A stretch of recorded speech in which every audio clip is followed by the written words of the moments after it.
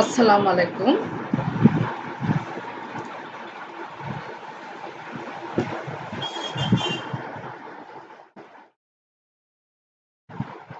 ঢাকা কলেজে ব্যবস্থাপনা বিভাগ কর্তৃক আয়োজিত অনলাইন ক্লাসের কার্যক্রমের অংশ হিসেবে মাস্টার্স শেষ পর্বে বিজনেস রিসার্চের সূচনা পর্বের একটি ক্লাস শুরু করছি। তোমাদের সঙ্গে আছে আমি সাবিনা তাসমিন, সহকারী অধ্যাপক, ব্যবস্থাপনা বিভাগ, ঢাকা কলেজ। প্রিয় শিক্ষার্থী, আশা করছি তোমরা ভালো আছো এবং তোমরা প্রথম ক্লাসটি দেখেছো। যদিও তোমাদের কোনো সমস্যা বা প্রশ্ন এখনো পাইনি, আশা করছি তোমরা আজকের ক্লাসটি মনোযোগ সহকারে দেখবে এবং কোনো কোশ্চেন বা সমস্যা সেটা গত ক্লাসের হলেও আমাকে জিজ্ঞেস করবে, আমাকে আমার কমেন্ট বক্স দিবে এবং আমি সমাধান করার চেষ্টা করব। আজ আমরা তোমাদের প্রথম অধ্যায়ে কিছু টপিকস নিয়ে আলোচনা করব। প্রথম আমরা আলোচনা করব বিজনেস রিসার্চ অ্যাপ্রোচ নিয়ে আলোচনা করব। The research approach is a plan and procedure that consists of the steps of broad assumption to detailed methods of data collection, analysis, and interpretation. It is therefore based on the nature of the research problem being addressed.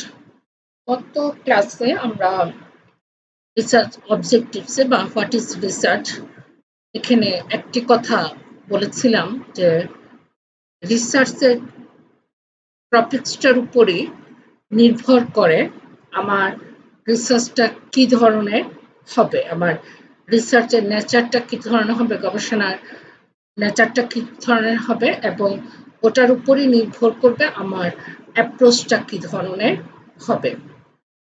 আমরা এখানে দেখছি যে research approach হচ্ছে একটা plan, পরিকল্পনা, procedure, একটা পদ্ধতি যেটা গঠিত হচ্ছে কিছু স্টেপস, কিছু পদক্ষেপে, যে স্টেপসগুলো আমাদেরকে বলে দেয় আমাদের ডাটা কালেকশনটা কীরকম হবে, অ্যানালাইসিসটা কীরকম হবে, ব্যাখ্যাটা কীরকম হবে। আমরা রিসার্চের নেচারটার উপর আমরা দেখব যে নেচারটা অ্যাড্রেস করা হয়েছিল সে নেচারটার উপর নির্ভর করে আমাদের রিসার্চ অ্যাপ্রোচ মূলত দুই ধরনের হয়ে থাকে। আমরা দেখব একটা হচ্ছে কোয়ান্টিটিভ রিসার্চ, আরটা হচ্ছে কোয়ালিটেটিভ রিসার্চ। কোয়ান্টিটেটিভ রিসার্চ হচ্ছে পরিমাণ আর কোয়ালিটেটিভ রিসার্চ হচ্ছে গুণবাচক। আমি যদি তোমার বয়স জিজ্ঞেস করি তাহলে দেখা যাবে যে তোমার বয়স এত, 25, 23, 22, এবং আমরা এটাকে একটা গড় করতে পারি বা ভাগ করতে পারি যে আমার এখানে 25 বছরের স্টুডেন্ট কয়জন আছে বা 20 বছরের স্টুডেন্ট কয়জন আছে, এটাকে পরিমাপ করা যায়। বা একটা জায়গায় ভর্তি হতে তোমার কি পরিমাণ টাকা লাগছে, একটা সরকারি প্রতিষ্ঠানে ভর্তি হতে তোমার কি পরিমাণ টাকা লাগছে, মাস্টার্সে তোমার বেসরকারি একটা প্রতিষ্ঠানে ভর্তি হতে তোমার কি পরিমাণ টাকা লাগছে, এই অ্যামাউন্টটাকে আমরা পরিমাপ করতে পারি এবং বলতে পারি যে তার সরকারি প্রতিষ্ঠানে ভর্তি হতে তার এই পরিমাণ টাকা লেগেছে বা বেসরকারি প্রতিষ্ঠানে ভর্তি হতে তার এই পরিমাণ টাকা লেগেছে। কিন্তু দেখা যাচ্ছে যে বা তোমাদের রেজাল্টটাকেও আমরা যে এই নাম্বার পেলে সে এ প্লাস, এ নাম্বার পেলে সে এ মাইনাস, এ নাম্বার পেলে সে বি, আমরা এভাবে তোমাদেরকে একটা ক্লাসিফিকেশনে আনতে পারি। কিন্তু তোমাদের কোয়ালিটিটা যখন আমরা তোমাদের গুণ দিয়ে দেখি যে সে পড়াশোনায় কিরকম, একটি লোক পড়াশোনায় কিরকম, একটি মানুষ, একটি স্টুডেন্ট পড়াশোনায় কিরকম, বা তোমরা অনার্স করে এসেছো, বিবিএ করে এসেছো, এখন তোমরা মাস্টার্সে আছো, তো মাস্টার্সে একটা স্টুডেন্টের কি টাইপের পড়াশোনা জানা উচিত ছিল। এই জিনিসগুলো যখন আমরা পরিমাপ করতে যাব তখন এটা হচ্ছে গুণবাচক ব্যাপার, যে তার পছন্দ, সে ভালো বা খারাপ লোক কিনা, কাকে আমরা ভালো বলবো, কাকে আমরা খারাপ বলবো, কতটুকুতে আমরা ভালো বলবো, কতটুকুতে আমরা খারাপ বলবো, এই জিনিসগুলো যখন আমরা বিশ্লেষণ করতে চাই তখন এটাকে বলা হয় কোয়ালিটেটিভ রিসার্চ। এবং অনেক সময় দেখা যায় যে একটা রিসার্চ, আমরা এরপরে একটা স্লাইড দেখি, এই স্লাইডে তোমরা দেখতে পাচ্ছ এখানে তিনটা অ্যাপ্রোচের কথা লেখা আছে: কোয়ান্টিটেটিভ অ্যাপ্রোচ, কোয়ালিটেটিভ অ্যাপ্রোচ এবং হচ্ছে মিক্সড অ্যাপ্রোচ। অনেক সময় দেখা যায় আমরা যদি একটা ক্লাসকে নিই, সেই ক্লাসে আমরা যদি দেখা যায় যে কয়জন স্টুডেন্ট আছে, সেটা যখন আমরা পরিমাণ দিয়ে যে এতজন 50 জন স্টুডেন্ট আছে, বা তাদের কোনো বৈশিষ্ট্য পরিমাপ করতে চাইলে ওটা যেমন গুণবাচক দিয়ে প্রসিভ করতে পারি, অনেক সময় দেখা যায় যে আমাদের রিসার্চের টপিকসটা এমন থাকে যে আমাদের দুইটা অ্যাপ্রোচই লাগতে পারে। বিশেষ করে অনেক সময় আমরা সামাজিক কিছু বিষয় নিয়ে যখন আমরা কাজ করি তখন দেখা যায় যে আমাদের দুই ধরনের অ্যাপ্রোচকে আমরা ব্যবহার করি, এজন্য এই অ্যাপ্রোচটাকে বলা হয় মিক্সড অ্যাপ্রোচ। এরপরে আমরা দেখব রিসার্চের গুরুত্ব, সিগনিফিকেন্স অফ রিসার্চ। প্রথমে আমরা এই সিগনিফিকেন্সটা সম্পর্কে আলোচনা করার আগে আমরা খুব ফেমাস একজন ভদ্রলোকের বাণী দেখব, হাডসন ম্যাক্সিম। এটা রিসার্চের জন্য ভীষণ ফেমাস এবং খুব রিলেটেড, যে all progress is born of inquiry, doubt is often better than over confidence, for it leads to inquiry and inquiry leads to invention. Actually রিসার্চের উদ্ভবই হয় কি দিয়ে, কেন দিয়ে, এই ব্যাপারগুলো, যে আমাদের এটা কেন হলো, কি কারণে হলো, আবার হবে কিনা, বা এই সমস্যাটা কি চলতেই থাকবে, এই জিনিসগুলো যখন মনে আসে তখনই কিন্তু আসলে রিসার্চের উদ্ভবটা হয়ে যায়। এবং সন্দেহটাই কিন্তু আসলে রিসার্চের একটা মূল উপাদান বা মূল কি বলা যায়, চাবিকাঠি বলা যায়। এবং এটাই কিন্তু লিডস করে আমাকে একটা ইনোভেশনের দিকে, যে এই জিনিসটা একটা আবিষ্কারের দিকে, এই সমস্যার সমাধান একটা বের করার জন্য আমাকে এটা একজন রিসার্চারকে এটা উদ্বুদ্ধ করে।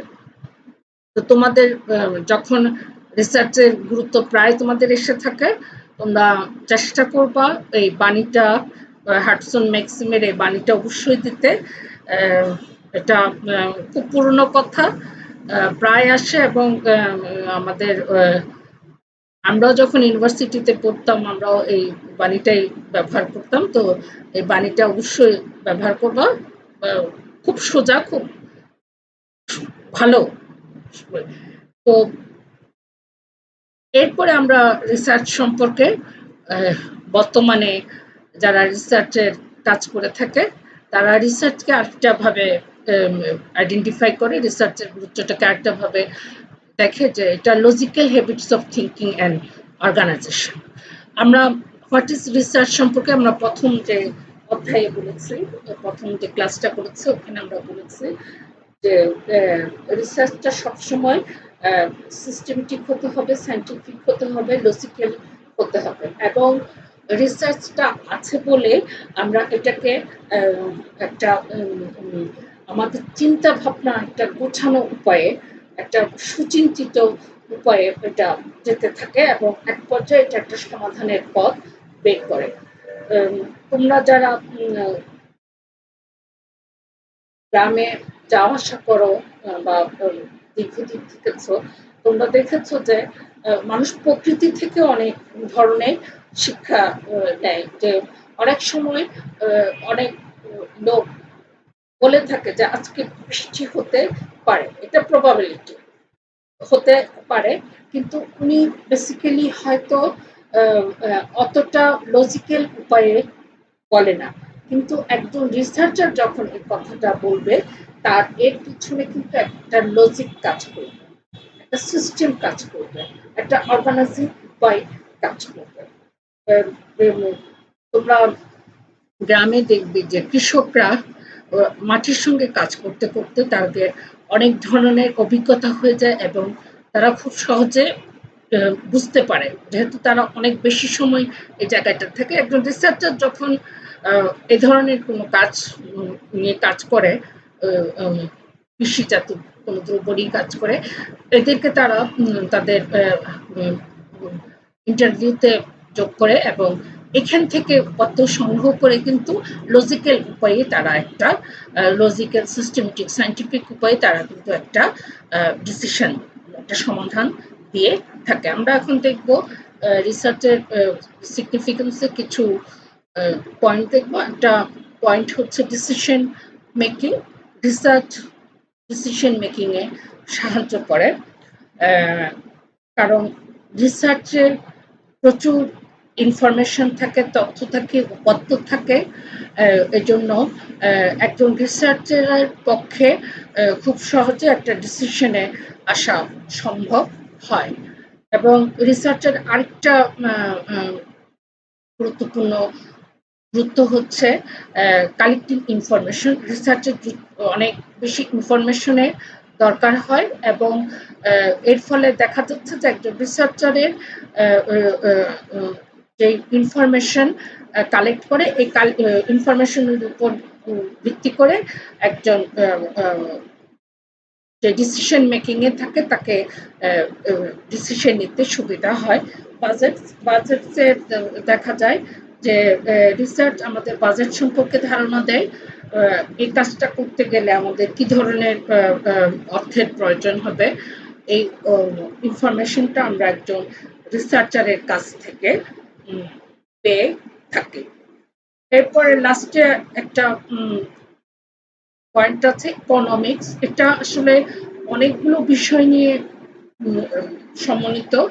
এখানে আমাদের ফিনান্সিং এর ব্যাপারটাও আসবে, যে আমরা একটা ডিসিশন নিতে যাচ্ছি, সেই ডিসিশনে আমাদের বাজেটটা কিরকম হবে, এবং বাজেটটার যে অর্থ লাগবে সে অর্থের উৎসগুলো কি কি, এই ব্যাপারটাও এখানে ইম্পর্টেন্ট। সঙ্গে আরো বেশি ইম্পর্টেন্ট হলো আমরা মিতব্যয়ী উপায়ে একটি কাজ করতে পারি কিনা। একটি প্রতিষ্ঠান, সেটা যে ধরনের প্রতিষ্ঠানই হোক, উৎপাদনকারী বা সেবামূলক যে ধরনের প্রতিষ্ঠানই হোক না কেন, এটা আমরা কম খরচে একটু মিতব্যয়ী উপায়ে আমরা এই প্রতিষ্ঠানটি চালাতে পারি কিনা। প্রিয় শিক্ষার্থী, তোমরা এই কোশ্চেনের উত্তর যখন বাসায় প্রিপারেশন নিবে, অবশ্যই একটা ইন্ট্রোডাকশন দিবে, মাঝে এই ধরনের কিছু পয়েন্ট দিবে, যে decision making, collecting information, budget, economics, এই ধরনের কিছু পয়েন্ট দিবে, এবং লাস্টে একটা কনক্লুশন দেবে। এবং এখানে ডিসিশন মেকিং, কালেক্টিং ইনফরমেশন, এগুলোর কিন্তু এক্সপ্লেনেশন দিতে হবে, কারণ এই কোশ্চেনটা মোটামুটি 10 মার্কের একটি কোশ্চেন তোমাদের হয়ে থাকে, তো ওটাকে 10 মার্কের উপযোগী করে লিখতে হবে। এরপরে আমরা দেখব qualities of a good researcher. একজন ভালো রিসার্চারের বৈশিষ্ট্য কি কি। আমরা ফার্স্টে দেখছি research oriented, efficient, scientific, effective, active, resourceful, creative, honest, economical. Research oriented হতে হবে, যে গবেষণা করবে তাকে গবেষণার জন্য একটা মন ওরকম থাকতে হবে, যে এই জিনিসটা কেন হচ্ছে, কি কারণে হচ্ছে। আমরা জানি যে এরকম ছোটখাটো কোনো একটা কি থেকে আমাদের অনেক কিছুর আবিষ্কার হয়েছে। একটা আপেল পড়া থেকে যে আপেলটা নিচে পড়লো কেন, উপরে পড়লো না কেন, উপরের দিকে গেল না কেন, এই ধরনের মন থেকে জিজ্ঞাসা থেকে আমাদের অনেক কিছুর উৎপত্তি হয়েছে, অনেক সমস্যার সমাধান হয়েছে, অনেক তত্ত্ব আবিষ্কার হয়েছে। তো একজন রিসার্চারের অবশ্যই একটা রিসার্চ ওরিয়েন্টেড মন থাকতে হবে, ব্রেন থাকতে হবে। এরপরে হচ্ছে ইফিশিয়েন্ট, তাকে দক্ষ হতে হবে, কারণ রিসার্চ আমরা সবসময় বলি যে এটা একটা সিস্টেমেটিক, সায়েন্টিফিক, লজিক্যাল। তো এই জিনিসগুলোকে তার এই প্রত্যেকটা ব্যাপারে তার ইফিশিয়েন্সিটা থাকতে হবে, সায়েন্টিফিক। আমাদের যারা বিজ্ঞানের ছাত্র, বিজ্ঞান নিয়ে কাজ করে, তাদের রিসার্চের ব্যাপার তো অবশ্যই সায়েন্টিফিক, তাদের ল্যাবে কাজ করতে হয়, এখানে অনেক তাদের ব্যাপার স্যাপার থাকে। এছাড়াও আমরা সামাজিক বিজ্ঞানে দেখি যে আমাদের রিসার্চে কিছু কিছু সায়েন্টিফিক মেথড আমাদের অ্যাপ্লাই করতে হয় রিসার্চের নেচার অনুসারে, ধরন অনুসারে, সমস্যা অনুসারে। তো রিসার্চারকে এই বিষয়টাকে মাথায় রেখে কিন্তু রিসার্চের কাজে তাকে অ্যাটাচ হতে হবে। এরপরে হচ্ছে ইফেক্টিভ।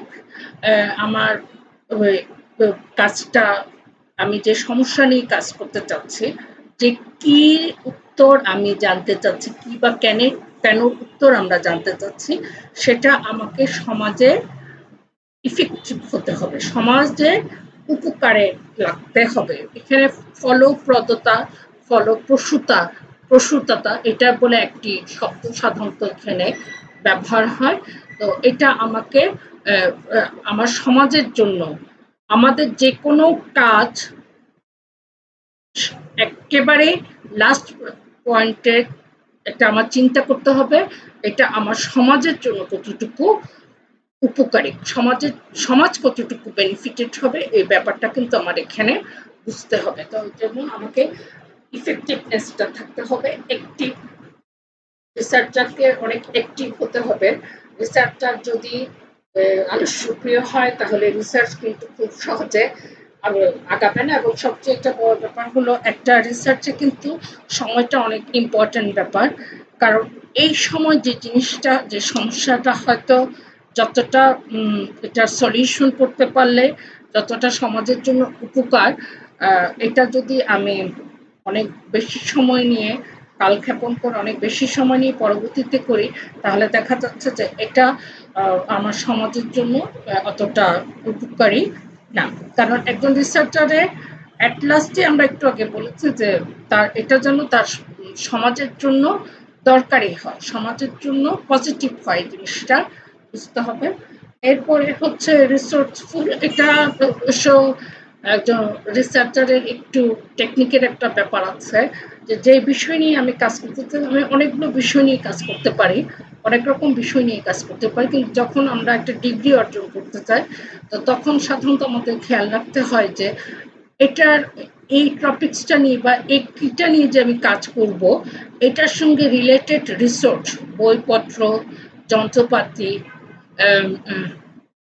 বা তথ্য সংগ্রহের উপাদান, এগুলো আমাদের সঙ্গে আছে কিনা, এবং এগুলো আমরা সহজে পেতে পারি কিনা।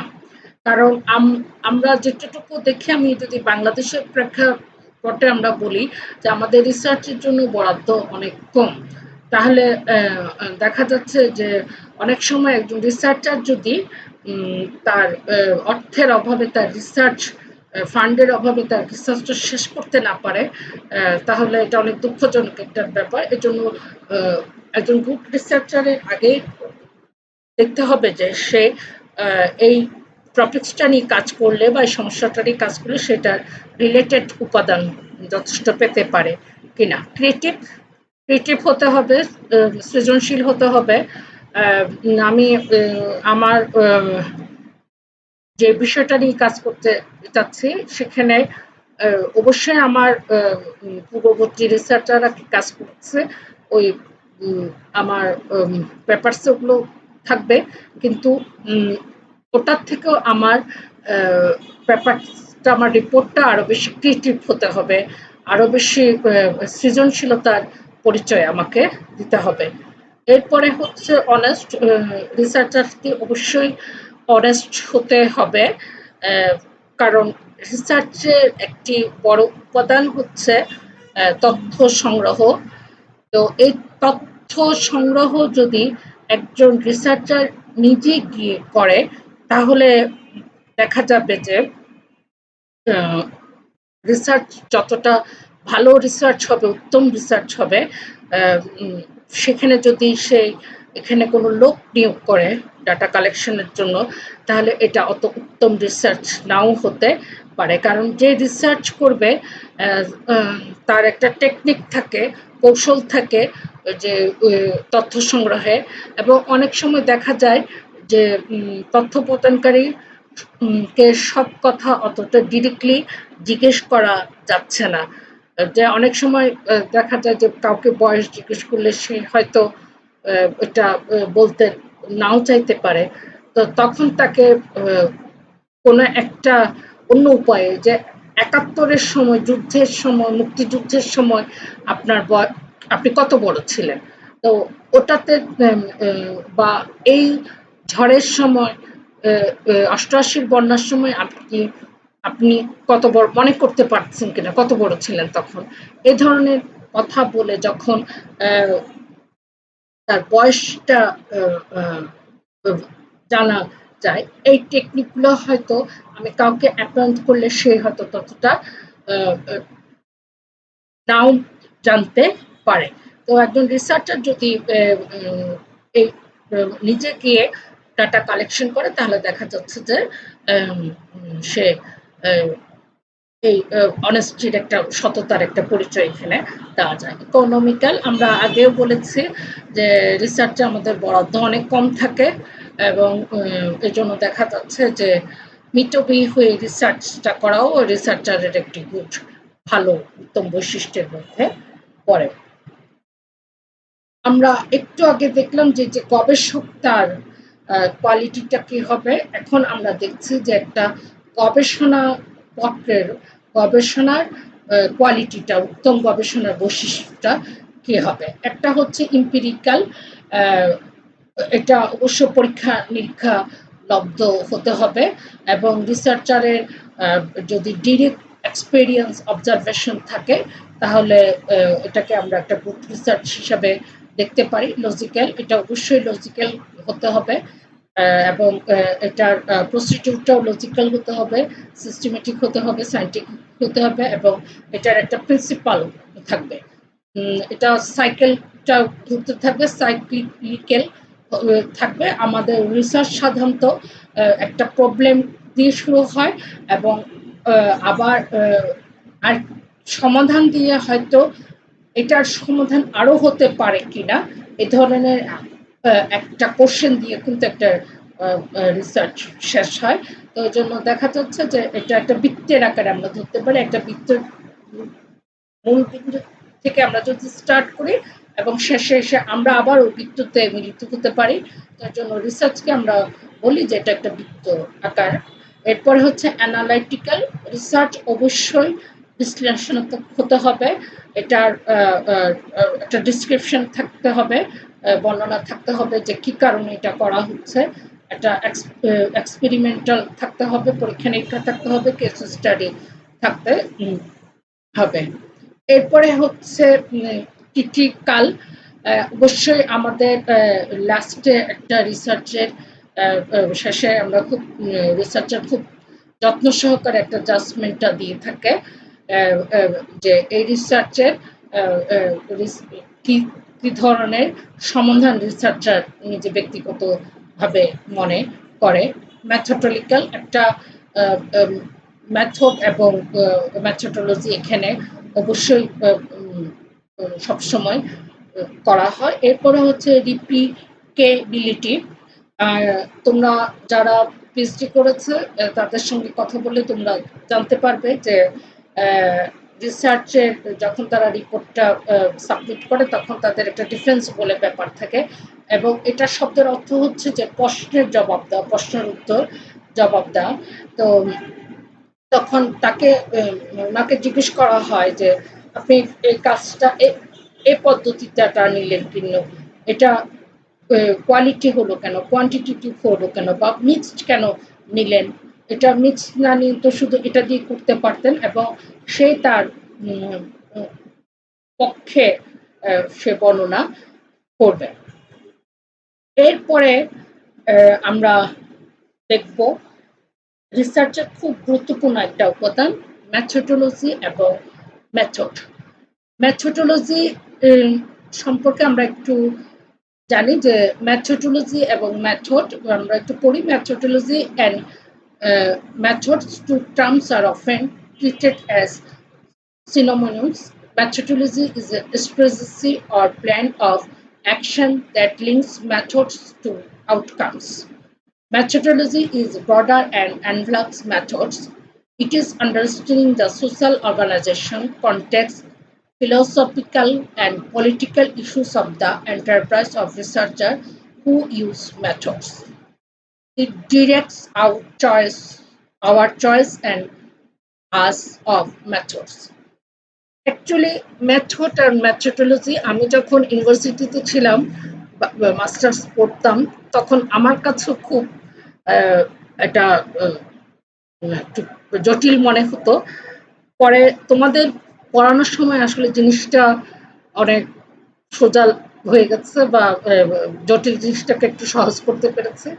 আসলে মেথোডোলজিটা হচ্ছে ব্রডার একটা সেন্স, দুটাই আমাদের একটা রিসার্চের জন্য খুবই গুরুত্বপূর্ণ, এবং মেথডটা হচ্ছে তুলনামূলক আমরা মেথডেরটা দেখছি। মেথডস আর set of specific techniques for selecting case, measuring and observing aspects of social life, gathering and refining data, analysis data and reporting on results.